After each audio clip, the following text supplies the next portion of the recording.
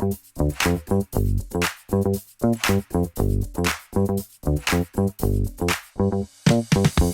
New Year! We are so excited to kick off this year with you. We have some great things in store as we teach kids what it looks like to trust God no matter what. And for this month, we're specifically helping kids understand how they can trust God with how they feel. We believe that God is here for them and with them, no matter what emotion they might be feeling at any given moment. And if the kids in your life are anything like the kids in my life, well, you know that they can be experiencing a lot of emotions over the course of, well, even an hour. And we want to help them discover that no matter what they're facing or feeling, they can trust that God will help them live this out with resilience. Resilience is getting back up when something gets you down. Easy to say, but not always so easy to do. Throughout their elementary years, kids are discovering who they are in light of who God is. As they learn more about themselves, their likes and dislikes, and explore and try new things, they will begin to experience both the joys and heartaches of all that life has to offer. As a person who's investing in the lives of kids, our hope is that you will continue to encourage those kids and provide safe spaces for them to process their emotions on their journey. Elementary-age kids need to know that they have your attention and have what it takes to keep going, and can make friends who will cheer them on along the way. And we have the perfect theme to help bring this idea of resilience to life. Rain or shine, trusting God in every season. With every season comes new and different challenges, but also the chance to experience incredible joy. Through sunshine or rain, storms and blue skies, kids will learn how important seasons and weather are to growth, but not just for flowers and trees. How we respond to each season of life helps us grow in maturity and can spur us to a deeper faith in God.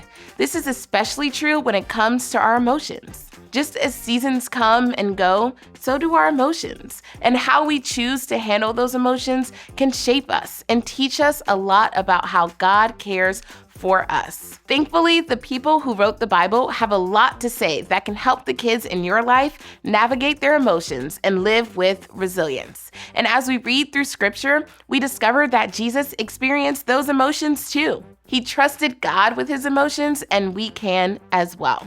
Let's check out the 4 stories we'll teach this month that will help kids remember that God is here for them, no matter what they're going through or feeling inside. We start off the month in John 11, where we find the shortest verse, but perhaps the most profound moment that offers us a glimpse into the heart of Jesus. After Jesus' friend Lazarus died, Jesus wept. He knew what would happen next and still took the time to sit with his emotions and experience them fully. Jesus trusted God and thanks God for being with him and helping him in this moment. Just like in this story, we can remember that God is with us in our sadness. Bottom line, when you're sad, remember you're not alone. Then in week 2, we head to Matthew 6:25 through 34, where Jesus is in the middle of teaching the Sermon on the Mount. Jesus reminded his followers not to worry about tomorrow because it won't change anything. Focus on today because God's got this. After all, God looks after the birds of the air and flowers of the field. God certainly will take care of what we need. Our situation may not change right away or ever, but following Jesus and being reminded not to worry can change our perspective on the situation. Bottom line, when you're worried, trust God. For week 3, we turn to James 1:19, where James wrote a bit about how to respond to a stressful situation. He said to be quick to listen and slow to speak and slow to get angry. While anger isn't wrong and can be a good indicator that something isn't quite right and needs to be fixed, we can't let it control us or get out of hand. We need to be cautious about how we respond when we're angry so we don't sin. Bottom line, when you're angry, talk to God.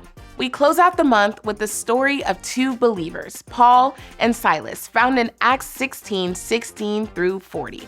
After Paul and Silas were arrested and thrown into jail, they could have given up and lost all hope. but instead they showed us how to worship God and have joy, even in the midst of a difficult situation.